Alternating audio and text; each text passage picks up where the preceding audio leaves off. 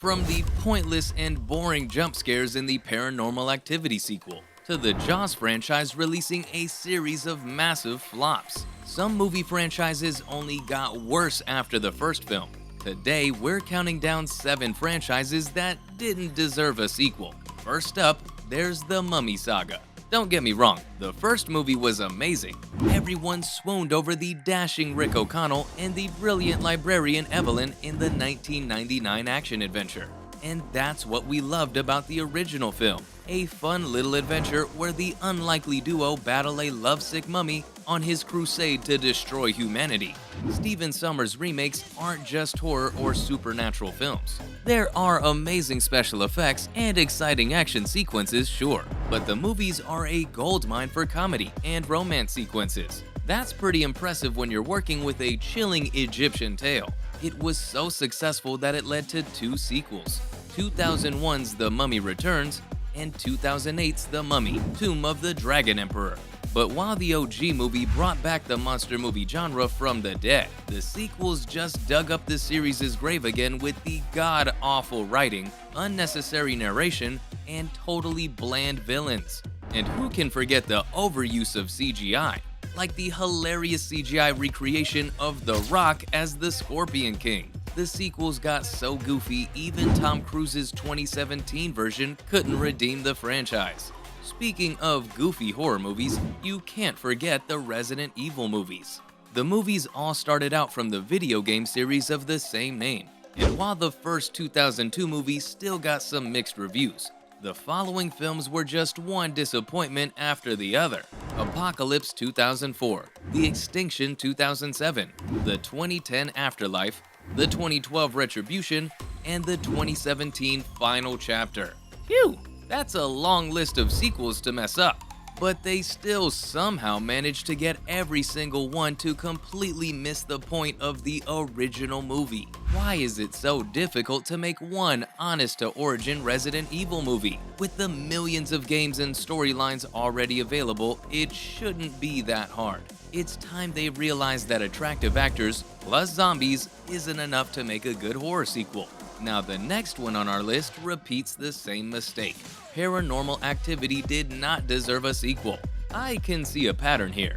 Horror adaptations, poorly developed characters, and dumb action sequences. For me, the beauty of Paranormal Activity was its simplicity. Instead of the usual glossy-looking, high-budget horror films, it took an amateur-looking approach where the story was told through home movies and security footage. Pretty genius, right? I think it was this format of storytelling that sent chills down my spine, as if the supernatural events were actually happening. But in the later movies, as the budget got bigger, they lost track of this vibe, especially in Next of Kin. Instead of continuing Toby's history with Katie's family, the protagonist everyone was so invested in, they introduced a whole new female protagonist, Margot, and even a new demon, Asmodeus.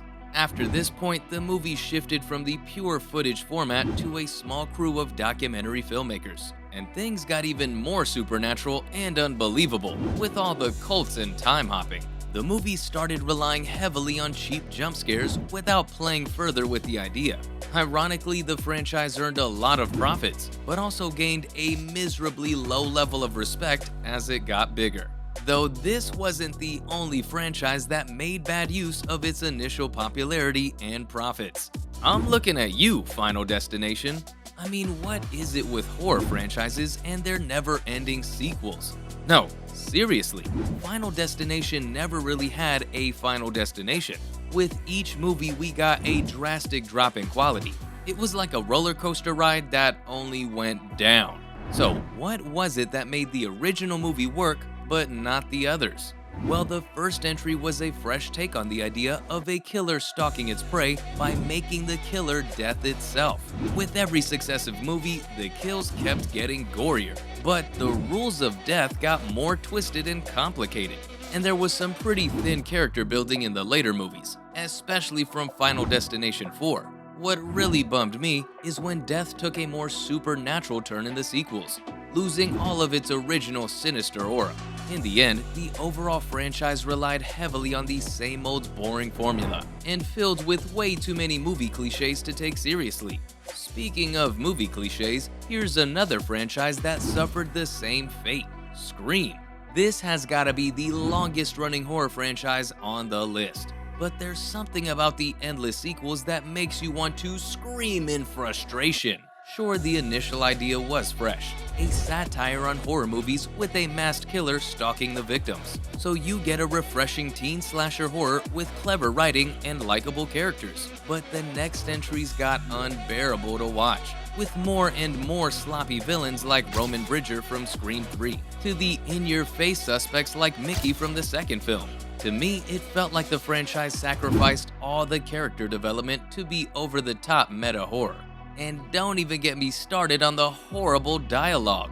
Like seriously, you expect me to believe that an average high schooler gives a monologue on prestige horror, and no one bats an eye? I'm not saying I don't dig the tongue-in-cheek commentary style of the movies, but it's disappointing that so much of the narrative is told instead of shown.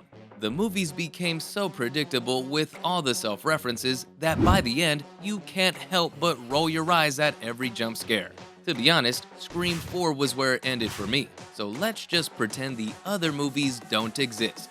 Though this franchise isn't even the worst offender in this regard, because Jaws gets that accolade. Now, you have a beloved shark franchise that defines pop culture. Then you go ahead and kill it. That's exactly what the Jaws sequel did. The first entry was flawless, with a perfect cast, solid writing, and of course Steven Spielberg in the director's chair. But when the 1978's Jaws 2 came out, it made the franchise popular for all the wrong reasons. Spielberg wanted the movie to remain a standalone one. Robert Shaw had already died, and Richard Dreyfuss was too hot after winning Best Actor to go for sloppy seconds.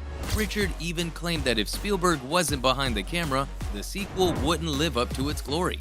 He said, "I knew what made Jaws good, and we weren't talking about Steven directing it." In the end, most of the main lineup refused to return, and the sequels became a cheap parody of the original.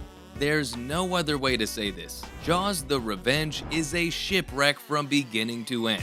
Far from being horror, it just felt like watching an old grandpa having a nervous breakdown in the Bahamas. Yep, the last and worst of all Jaws sequel now sits with a Rotten Tomatoes score of 0%. Let that sink in. Even its director described it as a ticking time bomb waiting to go off. Speaking of movies with bad reviews, I have to talk about the Saw franchise.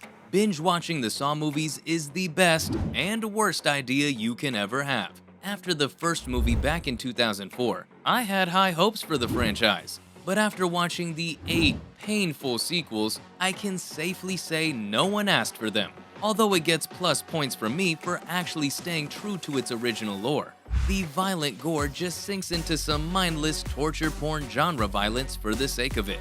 None of the chilly suspenseful moments landed. At some point, it becomes so bad that you just can't peel your eyes away. Hopefully you can save your brain cells by not investing time into these franchises. Remember, just because something has the name doesn't mean it's just as good. And that's all on movie franchises that should have stopped after the first entry. Thanks for watching, and I'll see you next time.